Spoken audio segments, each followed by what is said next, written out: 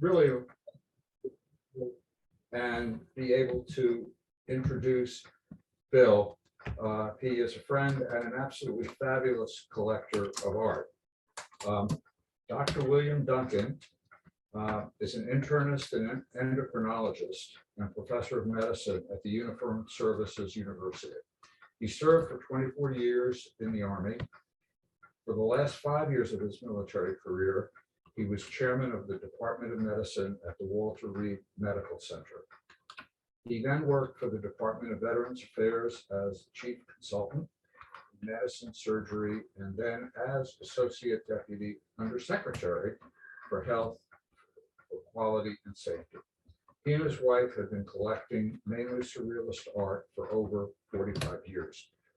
I'd like to add that their collection is vast, and it ranges from Rembrandt to Motherwell in prints, but beyond that, they're collectors of sculpture and antiques and Oriental rugs.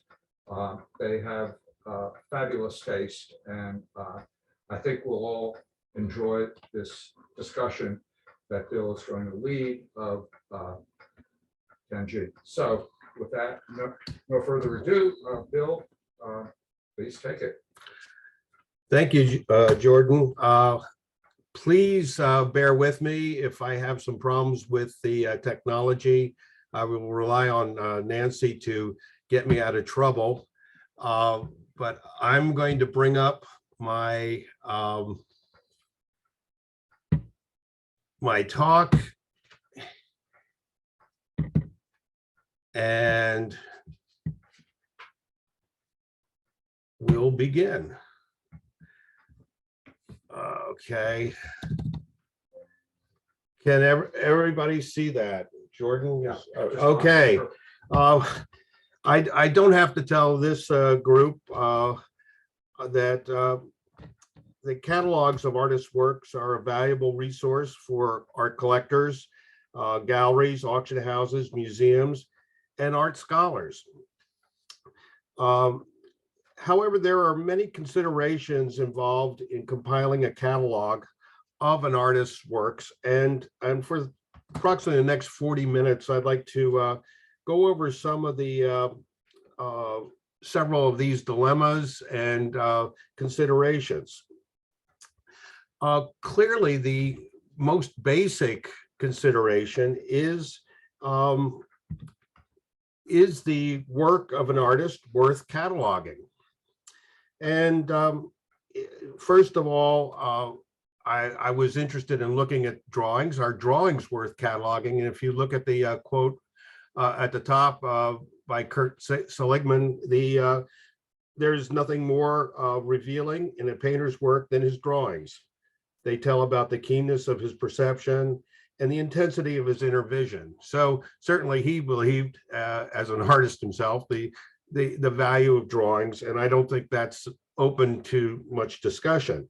But what about the drawings of Yves Tanguy? Well, just to give you a little background, he was born at the beginning of the century, 1900, in Paris, but died as an American citizen in 1955 in Woodbury, Connecticut. He decided to become an artist in about 1922 and is completely self-taught. And he was also, as well, a nonconformist in life and in his art. And this nonconformity, I think Peter Witt made the comment he was a bad boy, and I think that would be an understatement. But this certainly gave him an affinity for the surrealist group, and also the surrealist group. He appealed to the surrealist group, and so in 1925 he joined that group and became one of its prominent artists. Over his lifetime, he produced, as best I can tell, about 500 oils and gouaches, and to date, I've been able to identify over 1,000 drawings that I think are pretty sure to be his authentic work. He's had over 1,500 group and over 30 solo exhibitions. And his work is in major museums, galleries, auction houses. So there's substantial interest and market demand for his works. And so I think you might conclude that he is worth cataloging. Obviously, another consideration is there already a catalog of his works? And I can tell you that Wolfgang Whitrock in 1976, I believe, in conjunction with a show exhibition of his Tanguy's prints, did a catalog, and that is considered to be an authoritative source of about his print works. His wife in 1963 did a catalog of her husband's oils and gouaches. His wife was Kay Sage, and is a noted surrealist artist in her own right, and very well respected and very protective of her husband's legacy. I guess fortunately or unfortunately, there was no catalog of his drawings. I can tell you in the introduction to Kay Sage's catalog of her husband's oils and gouaches, she said, quote, the drawings are so numerous that I have not included them in the catalog. So she realized that it would be very difficult to put together all the drawings that he had done. So she omitted them for the large part from her catalog. And so I think at this point, I think you would probably agree that this catalog and this artist's work is worth cataloging. However, there is a difference of opinion, and this is in the 1935 Los Angeles Times review of an exhibition of Yves Tanguy's paintings and drawings, and this was at the Stanley Rose Gallery and was Tanguy's first solo exhibition in the United States. Arthur Miller wrote, the Tanguy drawings are mysterious, nameless forms done in beautiful, clear lines. The little gouache pictures gave a fine effect of vast space. In fact, all the pictures have lots of good space. If it were not for the bones and entrails, Monsieur Tanguy's subconscious would be excessively empty. He continued in his review with a little poem. In the light of Dr. Freud, Monsieur Tanguy searched his void. Found there in weird confusion, bones and livers in profusion. To which Howard Putzel, the director of the Stanley Rose Gallery, wrote back and was published the following poem, prostate glands, not livers. Millier vainly represents things sillier. Tanguy knows, although Arthur don't, what he will and what he won't. So despite Arthur Millier's concerns, I hope you will agree that Yves Tanguy's drawings are worth cataloging. So that basic consideration put aside, we've got another decision point. And is this going to be a catalog or a catalog raisonné? And I've put here and I'll read to you the definition of a catalog raisonné, which is French for a reasoned catalog. And it's a comprehensive, systematic, annotated listing of all the known artworks by an artist, works of the artist in a particular medium, or for a period of the artist's output. The works are described in such a way that they may be reliably identified by third parties, And a catalog raisonné plays an important role in authentication of works for collectors and the art market. I would also say, add to that definition that a catalog raisonné is usually, not always, but usually adjudicated by a committee of experts. I at this point, I made the decision that I was going to do a catalog and not try to do a catalog raisonné because I didn't feel I had the art background to make profound decisions about works that are authentic or not. So, however, when I was thinking about doing a catalog, I decided there would be several goals for this my catalog, and that was one, to provide the casual reader with an overview of Tanguy's drawings. The second was to give the collector access to information about particular drawings. And these first two goals are pretty standard for any catalog or catalog raisonné. But I also, after looking at what was out there about Tanguy, became very concerned about the number of possible fakes. And I wanted to, as a third goal, educate the reader about these fakes and to allow scholars to use this catalog for research and use it as a basis for future catalog raisonnés of his drawings. So these last three considerations did change some of my approaches to the catalog and will differ from certainly from other catalogs and catalog raisonnés. So those first two considerations out of the way, the next question was, what would be the scope of the catalog? And I pretty much decided that it would be about drawings. Now, at this time, the Pierre Matisse Foundation in New York was revising, had a catalog raisonné committee, and they were revising Kay Sage's catalog raisonné of the oils and gouaches.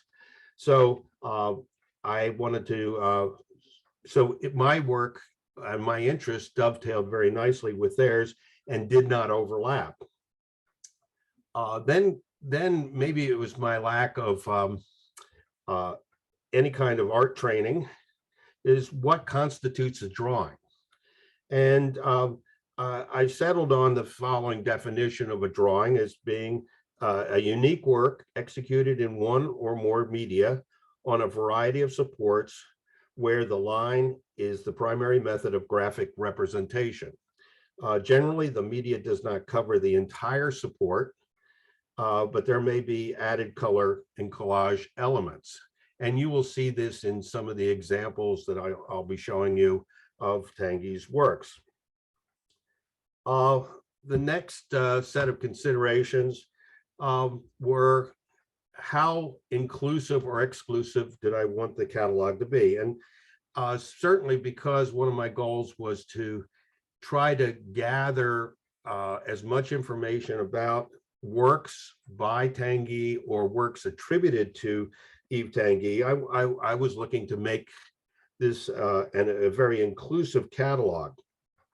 And then at a later time, I hoped that if I could get foundation support to form a catalog raisonné committee, that we could then adjudicate all the works in my catalog and present only those that we felt were authentic.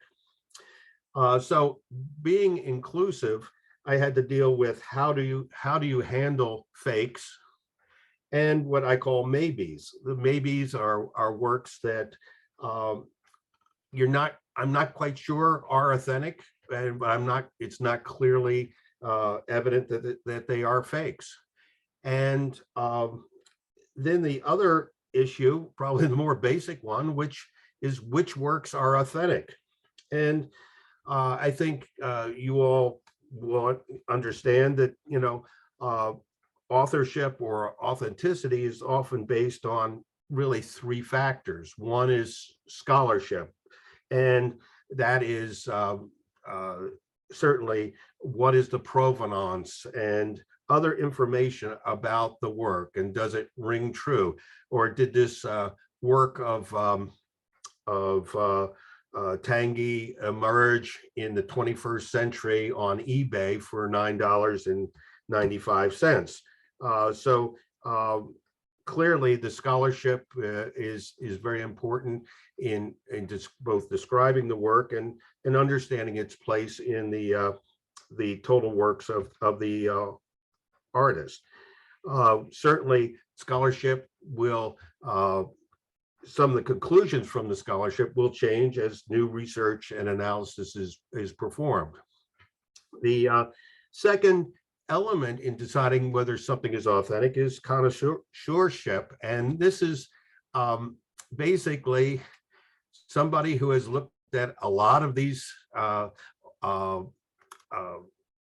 documented works by Tanguy, and then gets a feel for what looks right and what doesn't. And that's a very soft, squishy element to this that is hard to define. The third element is scientific analysis. And that's where X-rays or certain other techniques are done, analysis of the materials of the media are performed. And this is certainly more common with oils and gouaches that are in the $1 million plus price range. It's really rare for certainly for modern drawings, and is very rarely done. In the end, I think we can all agree that scientific analysis rarely tells you that this is well, it probably never tells you it's an authentic work. It basically tells you what the work is not. This is not a work of the 19th century, or it does not contain materials that are appropriate for that time period. So the scientific analysis really, it does not enter into the determination of what is authentic. I have chosen to look at authenticity with looking at what I call anchors. And those are works that I know were generally accepted as Tanguy's work. Now, unfortunately, Tanguy did not leave a list of his drawings or even a list of his works. That was his wife's doing, which I think is fairly authoritative. What she did do when she was considering adding drawings to her catalog, she did make a list of about 176 drawings with pictures and a description of drawings that she felt were to be included in the catalog. And I was very fortunate to find that in the Pierre Matisse Foundation archives. And that gives me an anchor, as well as a list of texts that were compiled by Case Age that she noted had works by her husband in them. So out of that, I got about 300 works that I could consider to be as authentic as I could establish with my work, my scholarship. And from that, other works that were not mentioned in or illustrated in surrealist texts or in the list of drawings by Case Age, if they bore enough of a resemblance and seemed to be right for the time period, we're able to be fit in around those to form a body of works that I thought were authentic. We'll talk more about the maybes in a few minutes. And another consideration for this catalog is, how could the information in the catalog be used or misused? Certainly, the catalog raisonnés and other catalogs have a standard set of information which I was going to reproduce, but in considering how the information could be misused, I wanted to make sure that I was not preparing a handbook for forgers, if you will, a catalog with, and I'll mention a little bit about what I did not include in the catalog for this very reason. Another issue, which is actually very, very active, but probably has been settled, but is a great concern to a lot of foundations, is using, and especially of modern artists, are the image copyrights, and how do you balance that against fair use. And fair use is a legal doctrine that allows the use of limited portions of copyrighted materials without permission of the copyright holder for teaching, scholarship, research, and commentary. And I think it's fairly well established now in legal body decisions that if images are used for scholarship, teaching, they do not have to have permission of the copyright holder to use them. I can't take an image, for example, and slap it onto a coffee mug and sell that coffee mug. That would not fall under the umbrella of fair use, but certainly a catalog would fall and be protected under the fair use doctrine. That notwithstanding, when somebody pays $50,000 or $100,000 for one of Tanguy's drawings, these people have deep pockets and may not take too kindly if you do not list their drawing in your catalog, or you say anything disparaging of it. And so there's always the question of, even given fair use, the liability. And that was something I had to consider because, quite frankly, I did not have a foundation or any kind of institutional support for what I was doing. And so to deal with that, I formed an LLC, a limited liability corporation, that essentially has no assets. The only asset it has is the catalog itself.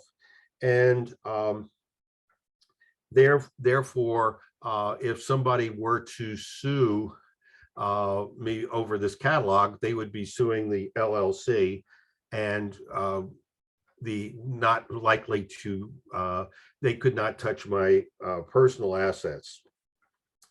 So those are some of the additional considerations that I had in compiling a catalog. Then once looking at the body of work, is how would I organize the artist's works? And here are some examples of some of his drawings. On the bottom to the right, he even did a drawing, and I'll show you an enlargement of that later on a piece of tree fungus. So there's a drawing there. You can barely see it in this slide, but you'll see it blown up later on. So we had obviously a great number of styles and a great diversity in his drawing styles. And so how was I going to organize this? This is, most catalogs are organized in a chronological manner. I chose to start out, at least, by organizing his drawings by the type. of drawing and sort of the period they were drawn. And then within that, because some of these periods overlap, present them chronologically within that type of work. So we have the pre-surrealist works, automatic drawings, his erotic drawings, line drawings, exquisite corpse drawings, prints, and other multiples. And this slide is he started, really the first drawing that we have of his was done in about 1917, and up until after he joined the shortly after he joined the surrealist movement, he did largely sketches and watercolors of Paris landscapes, cinema, and nightclubs. Unfortunately, after he joined the surrealist movement and just drank the Kool-Aid, if you will, he destroyed most of these works. So we have relatively few of his pre-surrealist works at that point.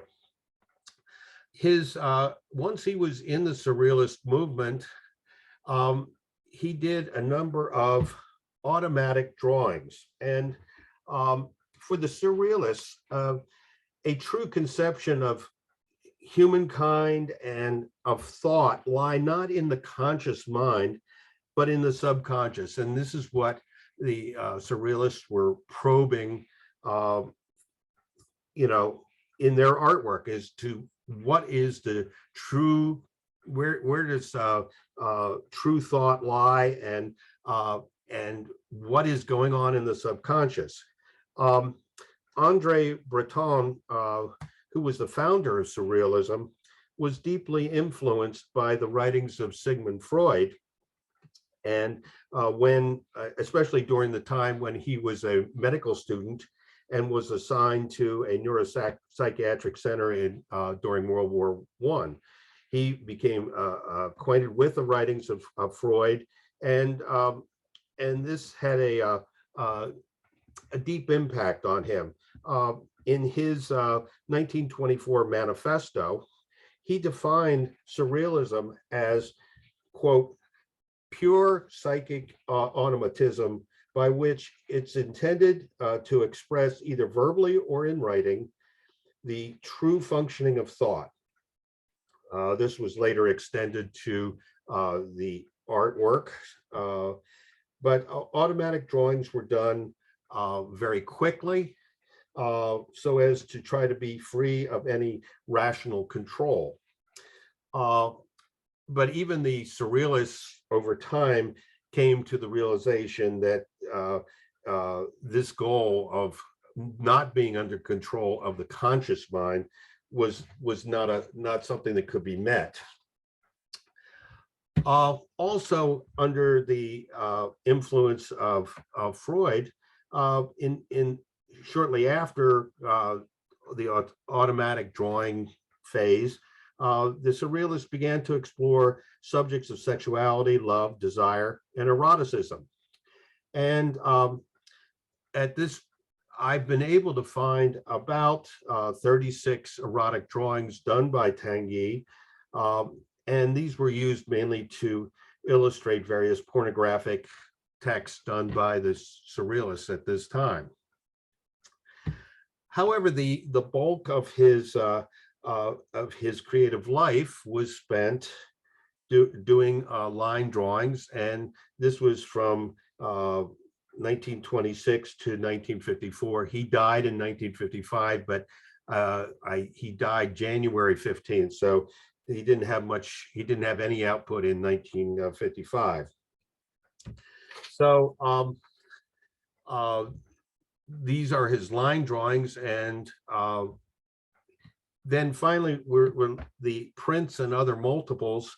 He did, from about 1932 to 1953, he produced about 33 etchings, and he did also 2 lithographs, which were mainly illustrations for surrealist texts.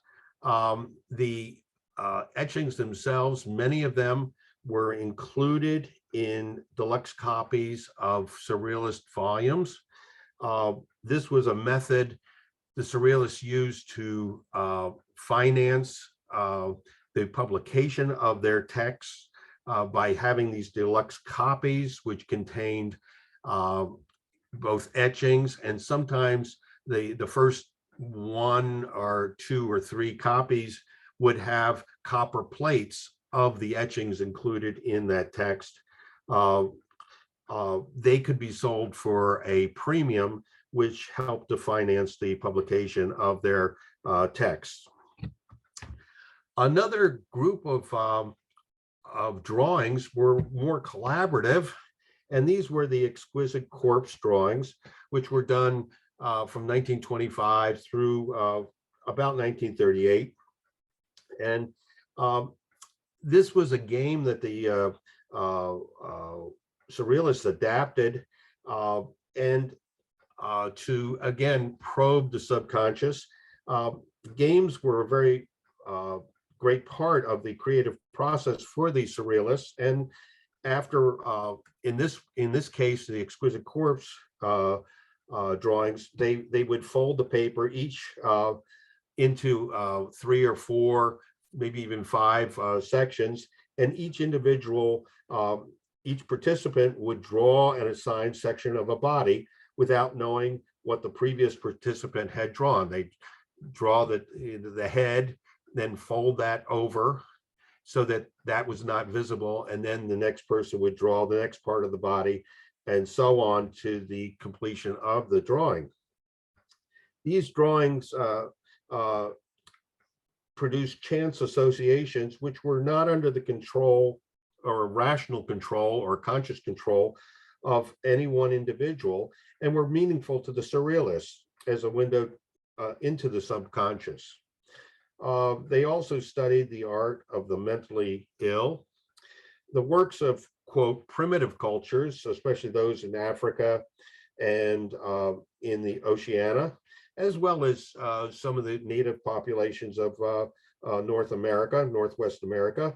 And they also studied the artwork of children, again, to try to look at art that was not as directly under the conscious control that most artists would produce their own work. So these were, again, a chance to look at the subconscious. Also had, I included other categories of works, miscellaneous works, which were other collaborative artistic works. Communicated drawings would be one.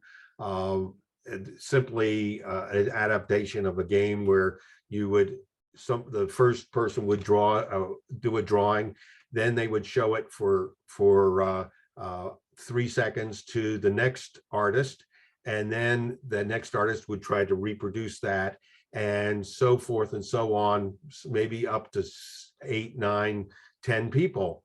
And then they would compare the drawings and how they evolved. I also had a section of drawings that were on 3-dimensional supports and other works. I then, the maybes were works that I didn't feel were, I had an adequate enough information about to say that they were, and they just didn't look right to me, that I thought they could be attributed to Tanguy. So I have a section in my catalog of works that require additional research. I'm not saying they're not, and I'm not saying they are. I just need to have more additional research done, or more other works that I feel are authentic, that would then tie in with that and make sense. Then we had I have one section on fakes and forgeries, and these are usually described as after, or in the manner of, or attributed to, the style of, or an art copy. And and I have to say probably the greatest source for these are eBay, but there are a number of auction houses that have had works that I think can seriously be considered fakes or forgeries, especially with what we know now about from the scholarship on Tanguy's drawings. Don't discount the works of that appear on eBay, because they do have a habit of being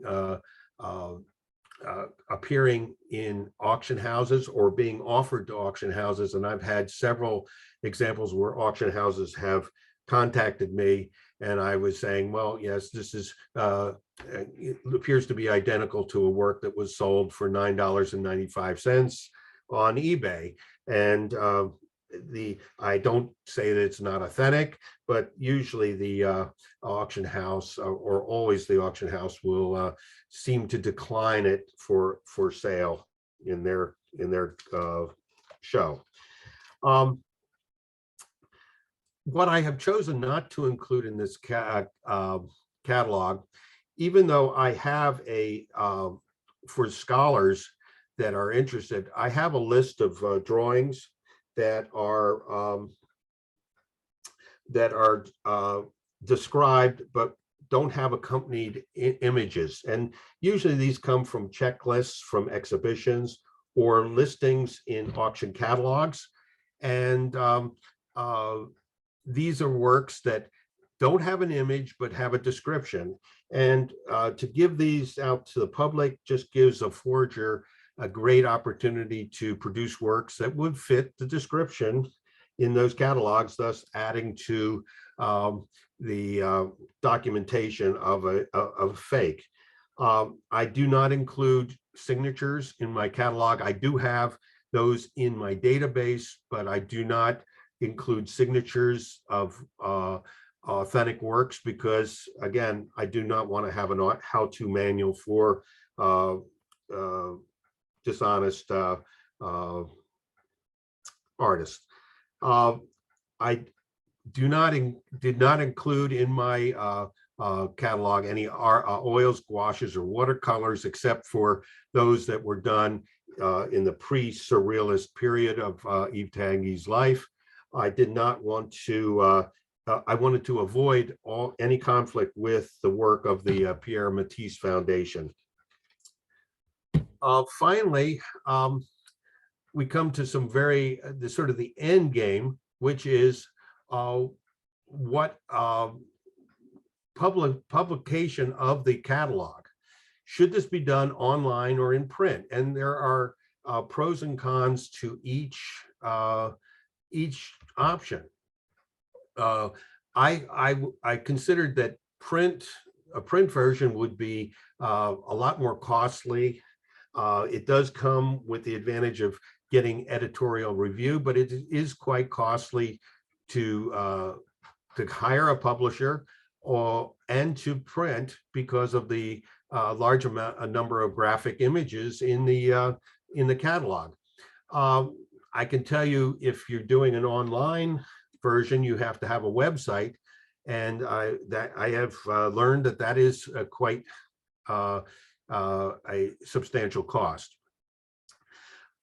Usually on print catalog raisonnés or catalogs, if they're going to be updated, you have to do a new version, a new edition, or an addendum, which can be quite time consuming. And so usually what we say is that a catalog or a catalog raisonné is out of date the second it's printed, because new works emerge at auctions or in exhibitions that haven't been seen before. To update a catalog fairly quickly, the advantage would go to doing an online publication. If you have a print catalog, generally those tend to be very pricey. And so Not every library will invest the money to buy that catalog. So the access to a printed catalog is much narrower than an online version, which is generally can be free. And but I think the major concern is what will happen to the catalog in the future. Clearly, we have the Library of Congress and other libraries which keep older books and keep so you have a record for the future of the work that you've done when it's in print. Online, it's less clear what's going to happen to an online catalog. Where will it go? And I can say that there are a lot of people thinking about that right now, and there are repositories of the web where things can be stored, but at this point it's a little less clear. And generally people that are I'd say the whole catalog business right now is shifting. Certainly the catalog raisonnés are shifting to online versions, but they do also print some to hedge their bets. They do print copies as well. So that is a concern. For my purposes, I felt like I wanted to do an online version that would be that I could update on an ongoing basis.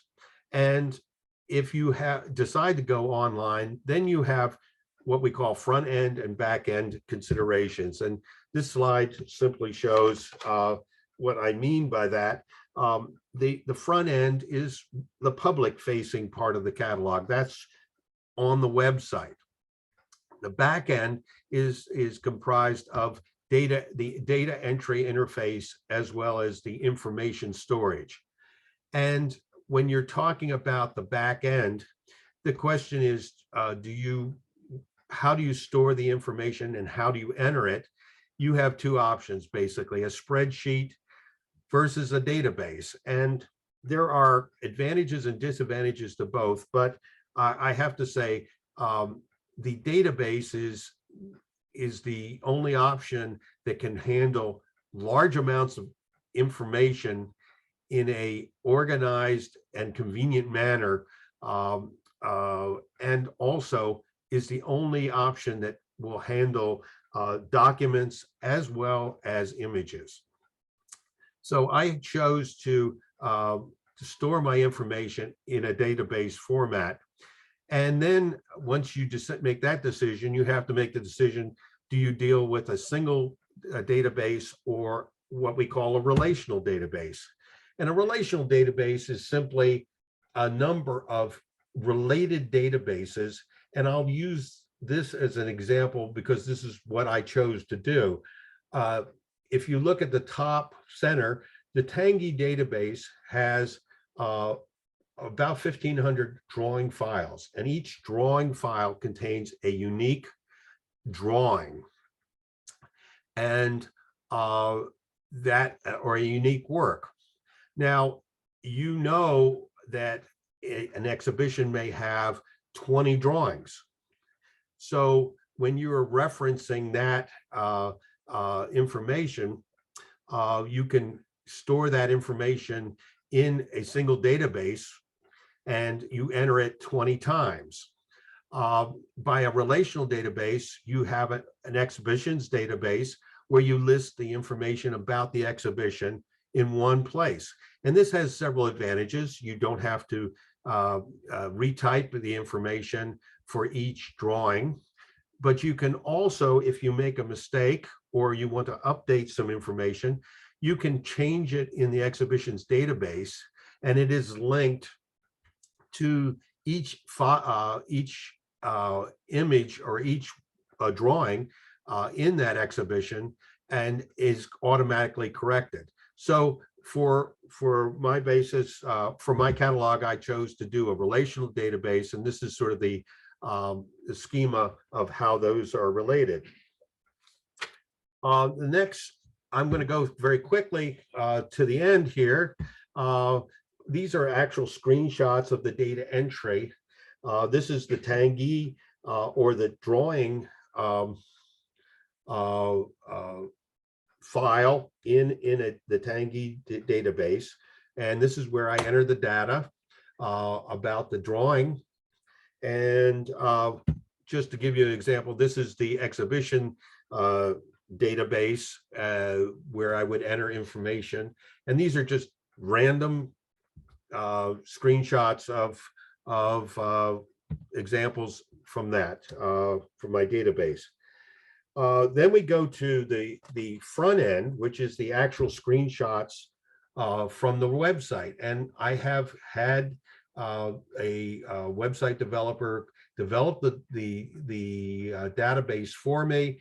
This is the right now it's only on a developmental server, so it's not findable, if you will, on the web, but it is available to me. If you know the URL, you can get into this and sign in.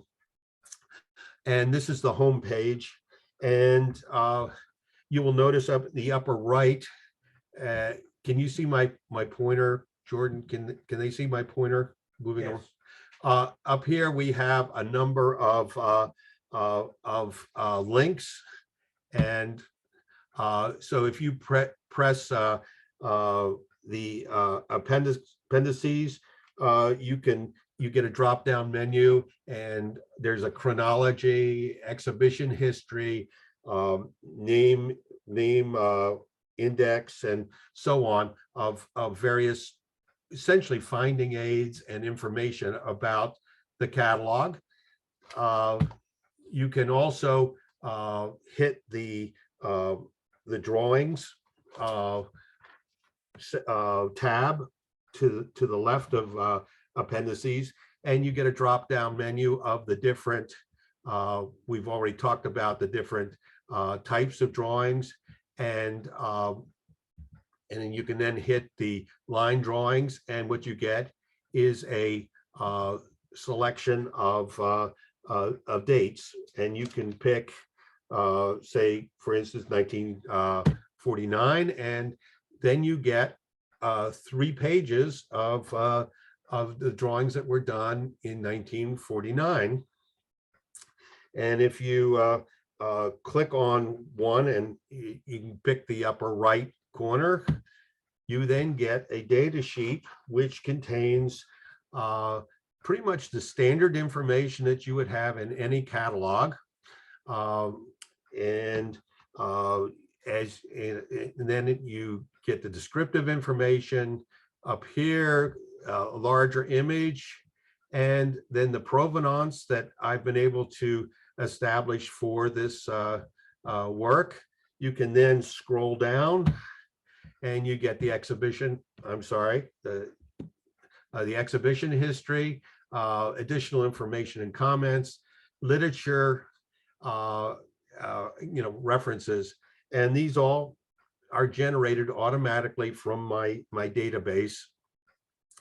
I also have in my database a lot of other information which I do not make available to the public for reasons that we've already discussed, and information such as the location of the current location of the current owner's address of the owner of a particular work.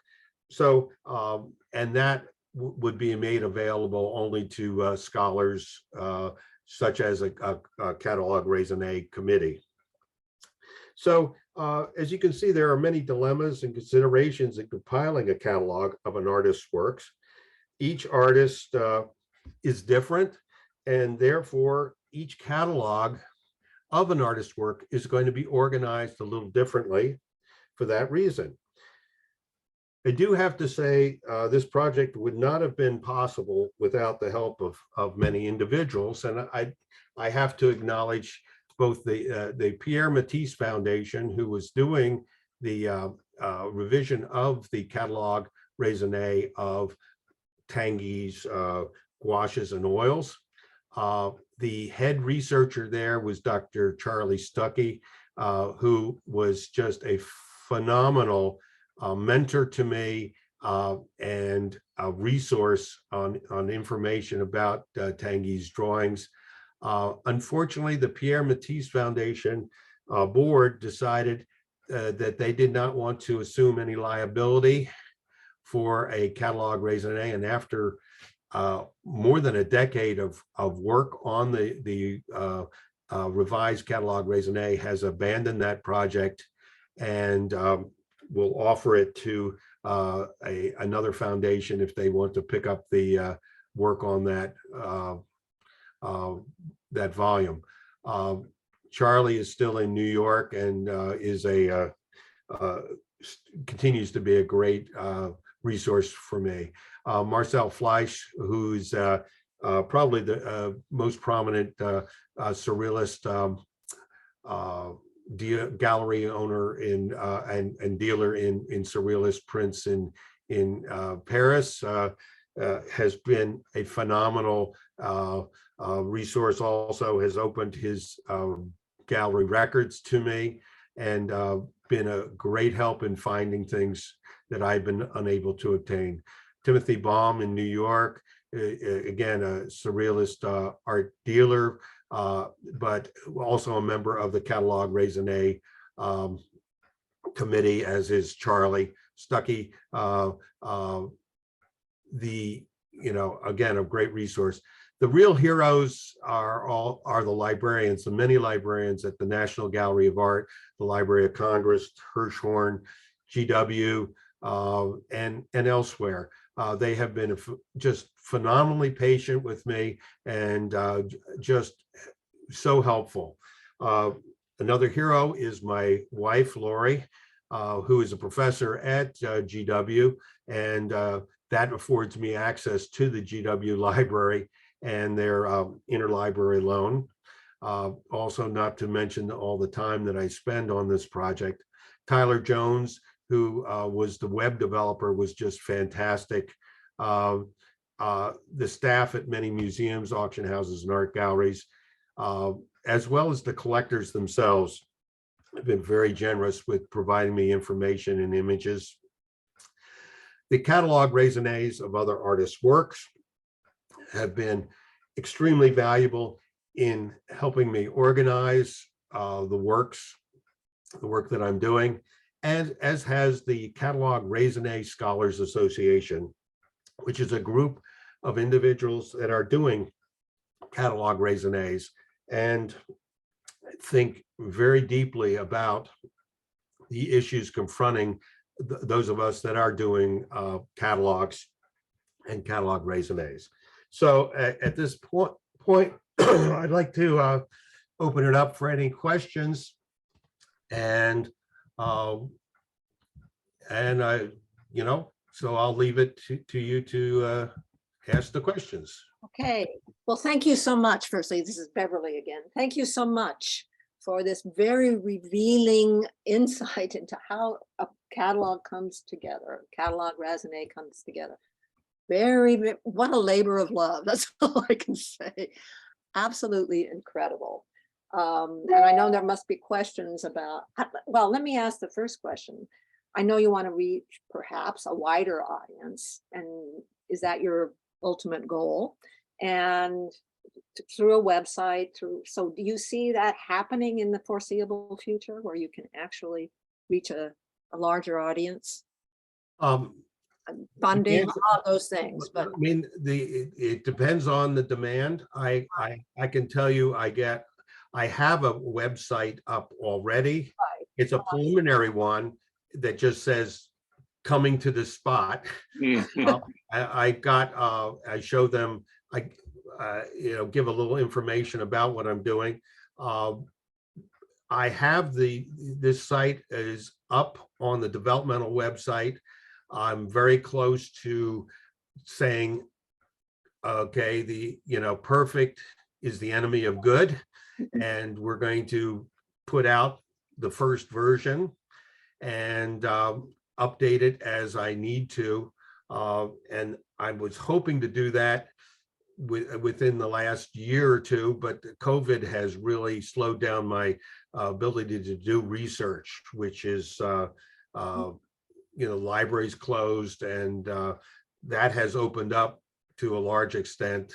And so the more research I do, the more questions I get, but you have to call it quits at some point and do the first version and realize that there's going to be a second and third version. And so I'm hoping to get it out there. There has been a lot of interest. I can tell you, without even advertising, I get a lot of questions from auction houses from all over the world about Tanguy's drawings. Imagine. Well, I have another question. How many Tanguy drawings do you actually have in your own collection? And Ooh. also Kay, his wife, Sage. Kay Sage. Do you have any works by her? I do not, unfortunately. but- I do have one drawing. Uh-huh.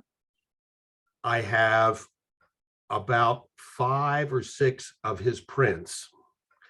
And I do have one fake that I bought from eBay because I wanted to see What a fake look like. what a fake looked like. And to me, you have to remember, every work is an authentic something.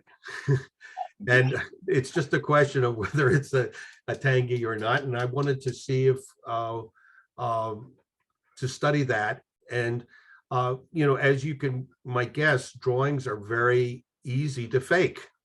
Mhm. And especially with modern electronic equipment, you can do that. I've seen where they've scanned drawings and then through photomechanical processes created prints from those from those drawings. So it's very interesting to see what's out there in the fake department. So I have one fake. I have a question from Shelley Langdale. She says, this is quite extraordinary and impressive. What a daunting project to undertake. I have 2 questions. First, I am curious about your definition of drawing as necessarily consisting primarily of line. Is this definition specifically conceived as a means of categorizing Tanguy's works on paper and separating out the gouache and other media on paper? You can answer the first questions and then I'll go to the second question. Okay, well, yeah, let me just make a comment. It is a labor of love. It is daunting. Number one, most catalog raisonnés or catalogs take decades. And I know just to do the revision, the Pierre Matisse Foundation has had several people working on it for 12, 15 years. The advantage, I think, right now is that we have technology that can organize a horrendous amount of information. And I'm up over 3,500 exhibitions of Tanguy's works, and so it's but I can keep those organized, whereas poor Kay Sage back in the 60s was using index cards, and that's a hard way of doing it. The definition, I'm like Tanguy, but unlike Tanguy, he had talent. I don't. I'm completely self-taught, and so a very basic question was, what is a drawing? And I could not find a universal agreement on that. I did pick a definition that did not overlap with his gouaches. Although drawing is a huge part of his gouaches, I did not want to get in any competition with the Pierre Matisse Foundation's work. And so it was picked to filter out that information.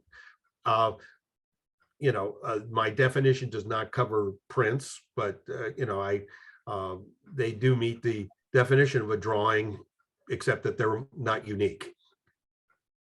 And the second part of Shelley's question, excuse me, is I am curious about the software you are using for your relational databases. Have you allowed for the possibility of upgrading to new software in the future for sustainability? Okay, I'm using a FileMaker Pro, and I did contact a number of other organizations to find out what they were using.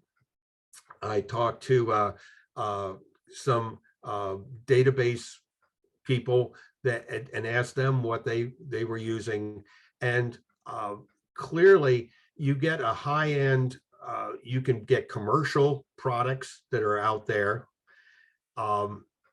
that you can use to store your information in, and these are usually used more for cataloging museum and gallery collections than for doing what I'm doing.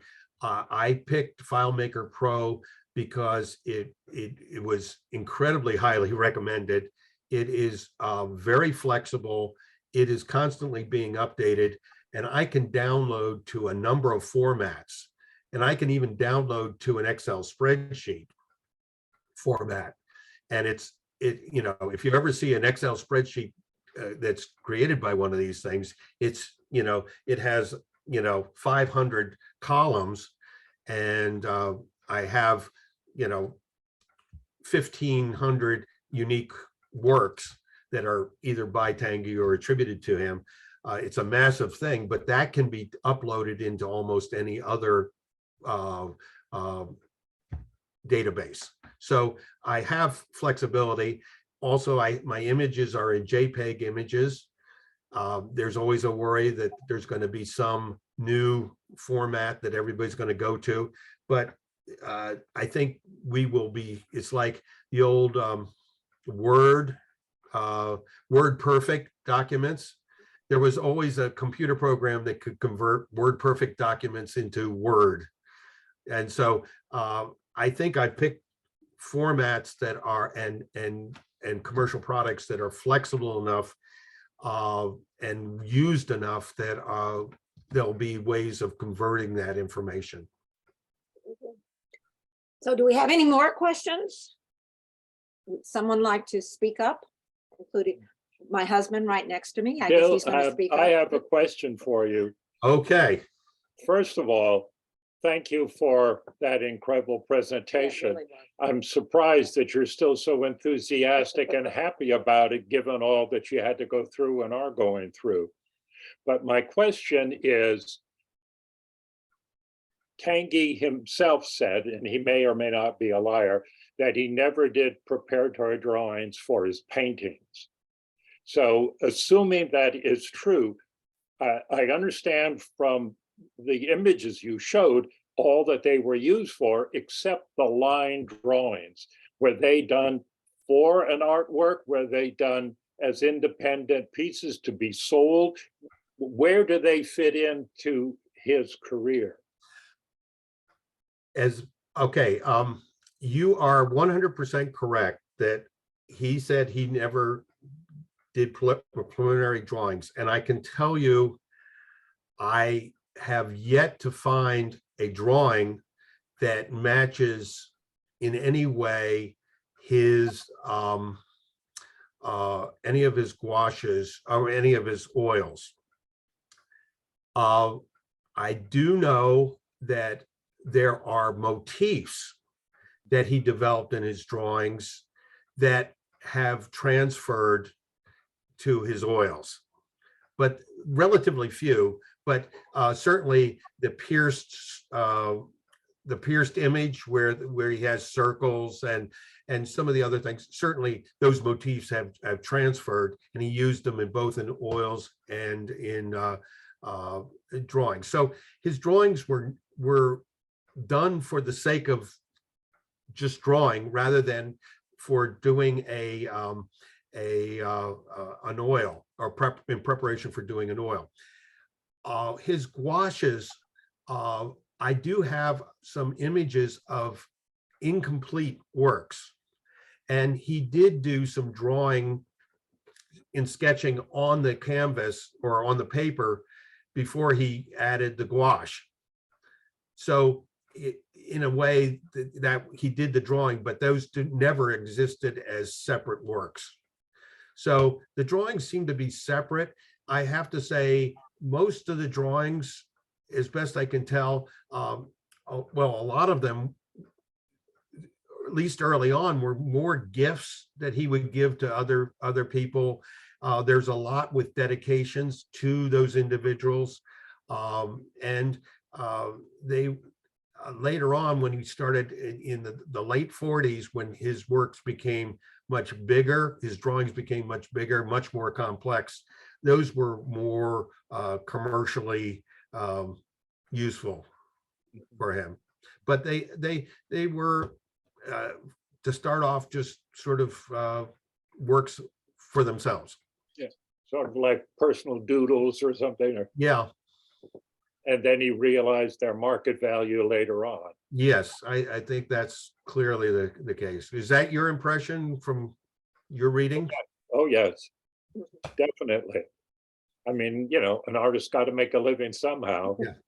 Well, what's very interesting is I don't think he ever realized that. He was very fortunate to marry Kay Sage, who had money on her own. There are examples of, and he was an odd bird, as we discussed earlier this week. There are discussions of when he would sell a painting, he would then go out to the cafe and wad up the money and start throwing it at people just to see people. But so he was an odd bird, to Yeah. say the least. Yeah. But I like that. Yeah. Well, there's some photographs of him where he looks very odd with his hair all sticking up and a strange face. And you will see those in the slideshow at the end. I included some pictures of him. He looks like a wild man. Yes, yes. And from what you're saying, he certainly was. So Bill, that's a good segue. Do you want to pull up your concluding slideshow so folks can see the work? I will. Great. And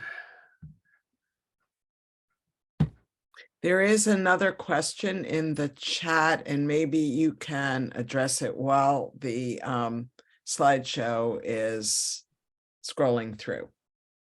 okay. Well, I'll read you the question from Susan Piercy. As an artist that does numerous drawings that don't relate to my paintings and usually are untitled and unsigned, what is your suggestion on how to document them? Numbered, dated? Thank you. Okay, would you repeat that question again? Oh, I'm sorry. I was worrying with technology, and I want to be sure I answer Okay. the question. Tell me when you're ready. Go ahead. Okay, as an artist that does numerous drawings that don't relate to my paintings and usually are untitled and unsigned, what is your suggestion on how to document them? Numbered, dated? Thank you. Oh, okay. Well, there's a lot in common with Tanguy. Tanguy, I would say, with just a couple of exceptions, ever had titled a drawing. I'd say half of his drawings have no date on them.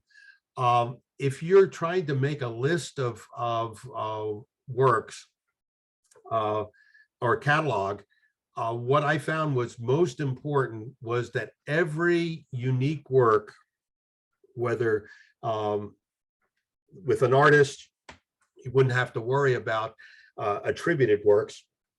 But I found that when I got a work that I thought might be Tanguy or not, I would go ahead and give it a unique number. And then in the database, sort it out over time, whether it was authentic or not. I think giving a unique number, you can then assign a catalog number, which would be sequential down the line, but you have to start with a number that is related to a unique image. I think that answers the question, but and then you can, if you know the date, that's helpful for organizing a catalog, because they're usually done chronologically, and that's very helpful. But when you were starting where I was coming from, which was sort of a flood of images, and most of them, or half of them not dated, and the other, and some of them we weren't even sure. I just gave them an object number, and started one and went up to, I'm up over 1,500 right now. And then some of those objects turn out not to be Tanguys at all, misattributions and that sort of thing. And they just get, labeled as such in the database, and I don't worry about them after that. And quickly, Shelley would like to interject. Okay. Shelley? I was just going to say, as a curator who has to deal with undated drawings all the time, please date them. I can't agree with you more. Yeah. But unfortunately, Tanguy just did his own thing. It's very interesting. I mentioned that his drawings were not ever given a title. And in fact, when he started doing exhibitions, he had oils that did not have titles. And he and Breton sat down with a psychiatric text of case studies, and came up with the names for the drawings from these psychiatric texts. And there's some researchers that I just was talking to Charlie about in New York, and he said that they've now, with the internet, they've been able to find out that the titles for a lot of his oils came from literary works, obscure literary works that were popular at the time, and bear no relationship to anything, or probably even to the oil, but they come away with a title. So that's but certainly giving a date is very important. And even if you can give it a title, that also helps in cataloging and finding it, having people find that particular work. Okay, Bill, I think we've run out of time. Oh, are we finished? Are we just? Now we have about 5 more minutes of. Oh, okay. These are the prints, and people are welcome to come and go whenever. Okay. But for people that are interested in the works, these are basically most of his print output. Okay. Quickly, Bill, did he do prints on his own, or did he have a print studio that he worked with? He worked with Hayter in Atelier 17, I think, wasn't it? Right. So that would both be when it was in Paris and in New York. In New York, yeah. Yeah. So. Wow. And were they then for sale through Pierre Matisse and other dealers? The prints? His prints were not so much for sale and early on. His main dealer was Pierre Matisse in New York. He was the main gallerist. There were some other notable gallerists, and I'm blocking on the name. But it was mainly Matisse that had the bulk. He funded for the early part of his life. Tanguy was just horribly poor, and Matisse would send him money for future output, and got to sell those. Did he show with Julian Levy Gallery in New York? Yes. And That was the other name that I trying to remember. Yeah, yeah, very much so. and did he show with Peggy Guggenheim? I mean, I know he did in Europe, Oh, yes. in New York as well. I'm not sure. I mean, she was always, besides being a, shall we say, a good friend of his, A very good friend. a very good friend to his wife's consternation. I understand at one time, Tanguy and his wife were having dinner and Peggy Guggenheim came in and his wife Jeanette at the time picked up a piece of fish and threw it at her. That's, it was being a surrealist was not for the faint-hearted, I guess. Yeah. Yeah, she was a champion of his works and certainly collected his works, but also promoted them at her galleries. And somebody is asking, Shelley. Shelley was asking, did Ambrose Vollard sell Tanguy? Not to a great extent, maybe a one or two, but I don't remember. His name did not come up on my list of either exhibitions or in the provenance that I've been able to uncover. Mhm, mhm. Of course, I guess the last thing in to disclose all the fine print, Pierre Matisse and Tanguy were friends from way back. Yeah, they went to grade school together. Unfortunately, Pierre, Yves Tanguy got kicked out of grade school because he was caught sniffing ether at the time. And so, but they remain lifelong friends, and he made note that he remembers as a child going into Henri Matisse's studio and seeing some of the works that he was doing. Here are some of the oils and gouaches. Yeah, fabulous.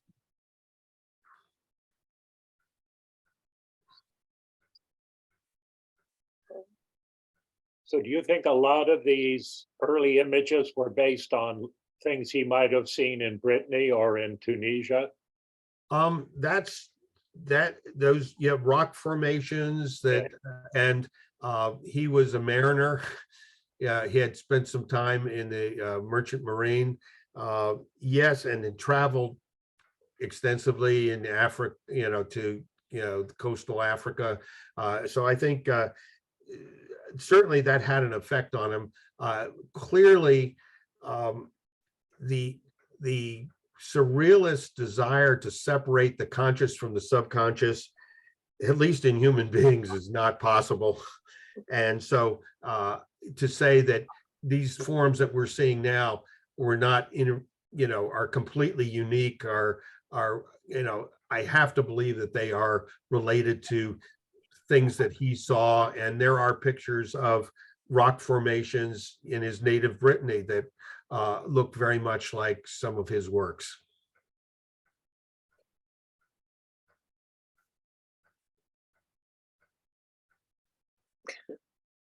So Shelley says, actually, I think Vollard sold some of his work. yeah. Actually, I think it was Gallery Mate. Gallery Mate. Yeah, well, they did later. Yeah. Okay. Yeah.